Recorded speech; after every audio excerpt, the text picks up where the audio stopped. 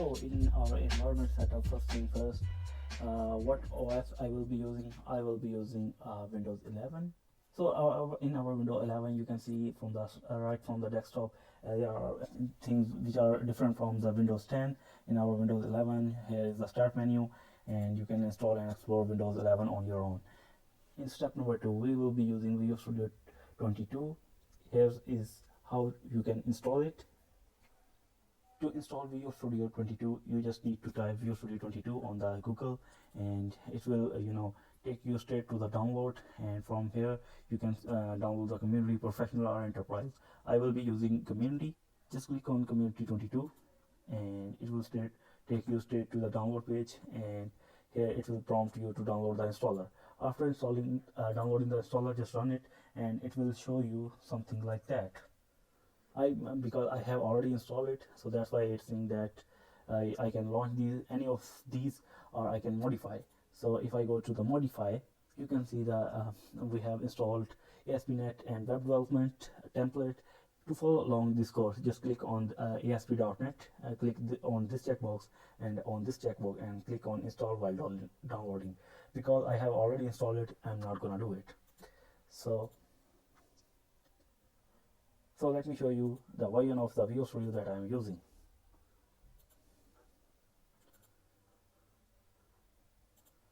So I have installed Community Edition 22 64-bit.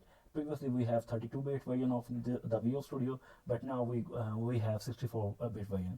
So here you can see your version of the Visual Studio. In our step number 3, let me show you what SDKs I have installed. If you want to see the SDKs on your system after installing Visual Studio, you just need to type .NET version, and it will show you your current and default version. And if you want to see all the SDKs that has been installed, you just need to type .NET list SDKs, and it will show you all the installed versions. And if you want to use other commands and you don't know about them, you just need to type .NET help, and it will show you all the available command that you can run from the command line using the .NET SDK. In our fourth and last step, I will be showing you the solution, project, and data. I have created an empty solution names file.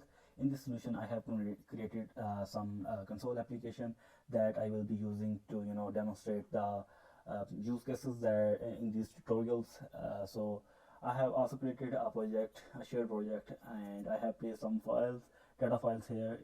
Let me show you what data file I have placed. So we have text file. In the text file we have some text, then we have XML file and some JSON file, and then we have a zip file, in this zip I have compressed all these 3 files, and we can just open any of these. So we will be reading them as well. And then I have another zip which will be protected by a password. I will be using this as well, and we will be using some tool to uncompress and read data from them. And without uncompressing, we want to read the data, we will parse XML and to the object and JSON as well. And there are a bunch of other use cases, so we will be exploring those as well. So this was the little introduction.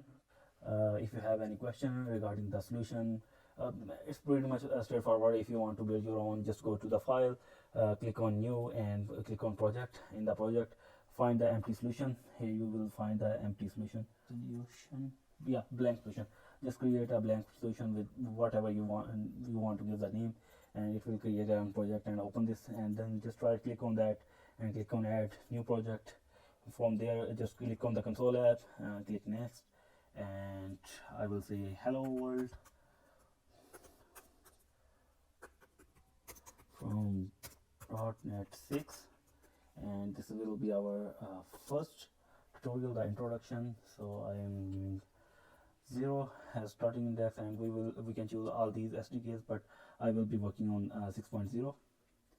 So just click on create, and here you can see it has created a application. And in this application we don't need to use namespace and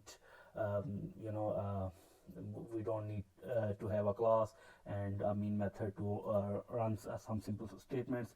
Even we can create some methods as well here and call them directly. Sorry, let me just run this project. So in this project, you can see we don't have any namespace, class, or method name. We have just written straightforward a print statement, which will print hello world on the screen. Let me just run this.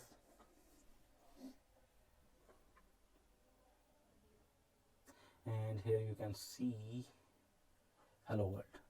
So we don't need anything to run a simple statement. Even we can write some simple function here without having to include them in the class and a namespace. Just write a method name like print something, and I can and its intelligence is very fast, very accurate, and yeah. Hello from programming garage, and we can just call this method right here.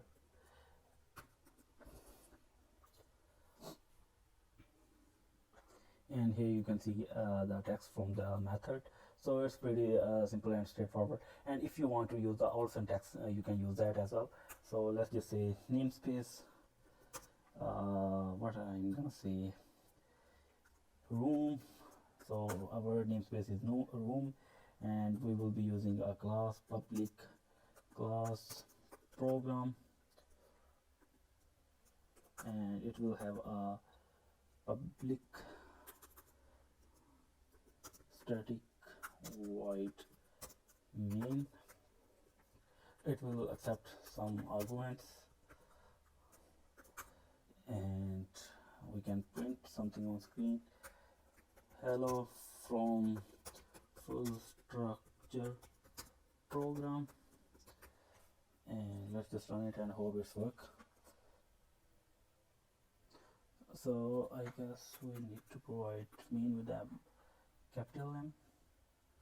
Yeah, so it's working. So we can write fully structured program, and we can we don't need this stuff, and we can write them straightforward and it will do the same.